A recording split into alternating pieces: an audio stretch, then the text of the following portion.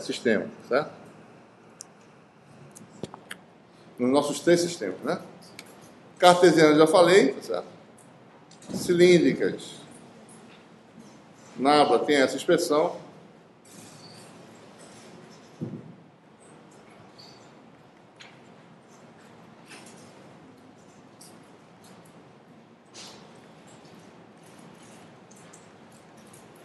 E em esféricas, o Nabla vai ter aquela expressão, né? Sempre tem comprimento embaixo, né? Observe, né? A dimensão tem que estar correta.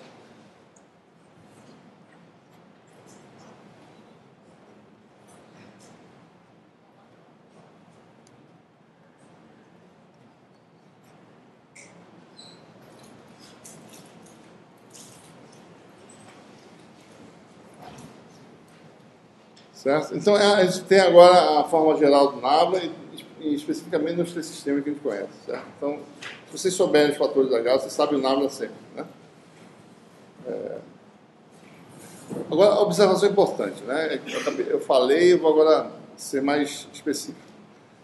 Como é que se escreve o Nabla? Né? Os vetores, os versores do sistema estão sempre do lado esquerdo. À esquerda, né? À esquerda de quem? Dos operadores diferenciais. Por quê? Porque no sistema geral, curvilíneo, os vetores de base podem variar com as coordenadas. Certo? A gente já falou isso antes. Né? A gente sabe que esses vetores podem variar. A gente mostrou um exemplo na aula anterior. Certo? Como é que variam os vetores de cilíndrica, né? Se eu colocar os vetores unitários do lado direito do operador diferencial, eu tenho que derivar esse vetor. Tá? Então, lembre-se, derivada ela é aplicável em quem estiver à direita do vetor, tá? do operador. Então, como a definição original não é para derivar os vetores unitários, então os vetores unitários têm que ficar do lado esquerdo. Nunca confundam isso, porque o erro é muito grande. Tá?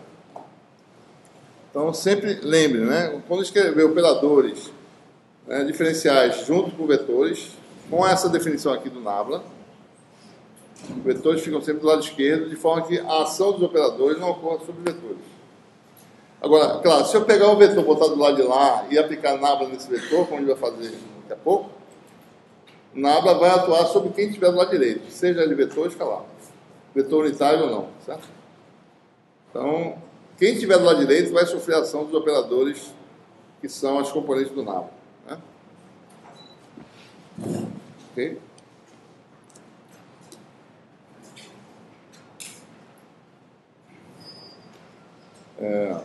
Bom, a próxima coisa que eu vou falar agora, então a gente falou gradiente, né? Gradiente, fechando aqui, né? Dado uma opção F, eu posso formar essa operação diferencial na aba aplicada F. Isso me gera o quê? Um vetor, né? Que representa, né, como o duplo está dizendo, o gradiente de F, né? Onde é que F varia no máximo? A superfície de F constante varia no máximo em que direção e sentido? Na direção e sentido do gradiente. O significado é esse. Tá? Observe, né? Eu posso obter vetor normal à superfície, calculando o gradiente da função. Tá? Vou fazer um exemplo aqui.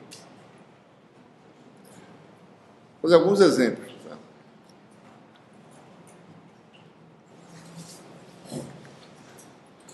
Considere aí a função f igual a E. Tá? F igual a E é a função de 3 variáveis. Né? No caso, uma variável esférica. Né? Cartesiana seria 3 variáveis. Ora, quem é gradiente de F? Bom, eu vou usar minha expressão em esférica. Né? AR do DR, né? Mais a θ sobre R d θ mais a φ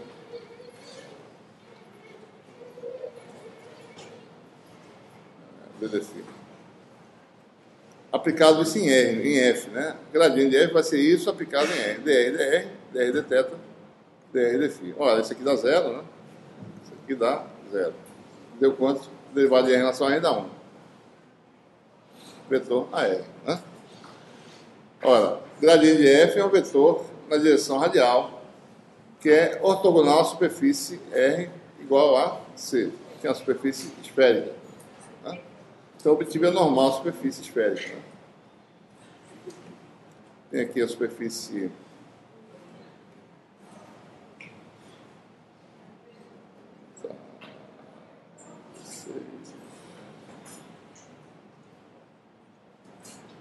bom, deixa por aí mesmo. Né? Então, eu tenho aí R igual a 1, por exemplo, a superfície de raio 1. Né? Então, você tem em cada ponto da superfície o gradiente de F, que deu igual a R. Né? Então, você obteve a normal superfície esférica, usando a operação gradiente. Né? Então, o gradiente serve para obter direções normais da superfície. Certo?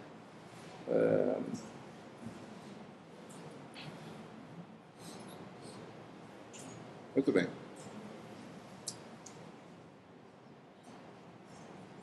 Próxima operação diferencial que a gente quer falar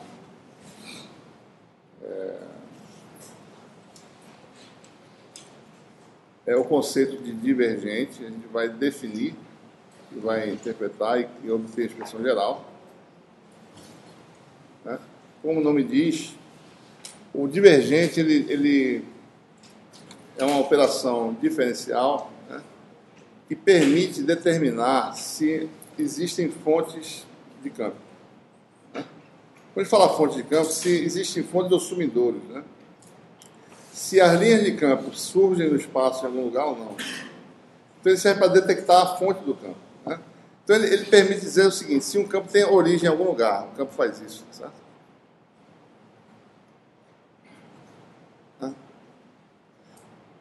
Campos desse tipo aqui, certo? Ou campos desse tipo aqui, que eles terminam, né? Tem propriedades desse tipo. Ora, nós sabemos quem, no nosso caso, quem é o campo que tem essa propriedade. O campo elétrico, né, ele surge de uma carga elétrica. Né? Se você já estudar no conceito de campo elétrico, né? Se você botar uma carga de teste aqui perto, ela vai ser acelerada, né? Dependendo do sinal da carga. Então, existe uma influência, né, uma linha de campo ali, e essa linha de campo começa na carga. Né? É como se essa região do espaço irradiasse linhas, e essa outra sumisse linhas. Aqui você tem uma fonte positiva e uma fonte negativa, no caso. Tá? Então, essa é a propriedade que o divergente quer tentar determinar, se campos têm essas origens e términos no espaço. Onde estão as fontes do campo? Né? Se você pegar o divergente, você pode detectar, mapeando, buscando divergente em todos os pontos do espaço, você vai achar as fontes do campo. Esse é o objetivo. Então, o divergente é intimamente conectado com o conceito de fluxo. Né? Ora, se o meu campo ele diverge ou converge para um ponto, se eu circular essa região por uma superfície fechada e determinar se há fluxo, né, líquido, certo? Eu vou determinar se existe linhas convergindo para aquele ponto. Então, essa é a ideia do divergente. É você, de alguma forma, medir essa convergência de linhas, ou seja, fluxo de linhas. Né? Se o fluxo é positivo, você tem algo que diverge. Se o fluxo é negativo, né, estão convergindo. Então, com essa operação de fluxo em torno de uma região diferencial, né, você teria o conceito de divergente. Então, por definição, você tem uma região fechada diferencial no espaço.